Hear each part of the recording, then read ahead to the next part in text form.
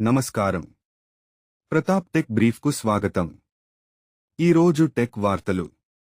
మొదటిగా, పర్ప్లెక్సిటీ సంస్థ Perplexity computer అనే కొత్త ఏఐ ప్లాట్ఫారంను విడుదల చేసింది. ఇది ఒకే ఏఐ మోడల్ కాకుండా అనేక మోడల్స్ను కలిపి పనిచేస్తుంది. రీసెర్చ్ చేయడం, డేటాను విశ్లేషించడం, కోడ్ రాయడం మరియు పనులను పూర్తి చేయడం వంటి పనులను స్వయంగా నిర్వహించగలదు. ఇది భవిష్యత్తులో ఏఐ వర్క్ ఫ్లోలను మరింత వేగవంతం చేస్తుందని నిపుణులు చెబుతున్నారు. సామ్సంగ్ గెలాక్సీ ఎస్ సిరీస్ అధికారికంగా విడుదలైంది.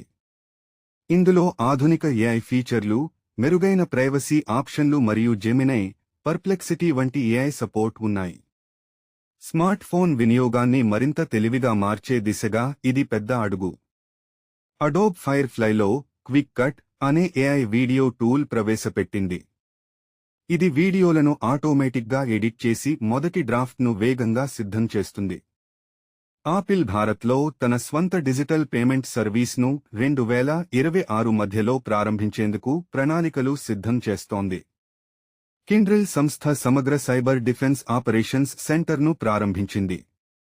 చివరిగా, న్యూఢిల్లీలో జరిగిన ఇండియా ఏఐ ఇంపాక్ట్ సమ్మిట్ 2026కు ప్రపంచవ్యాప్తంగా మంచి స్పందన లభించింది. ఇలాంటి ప్రతిరోజు టెక్ అప్డేట్స్ కోసం మా ఛానల్ను లైక్ చేయండి, షేర్ చేయండి, సబ్స్క్రైబ్ చేయండి. ధన్యవాదాలు.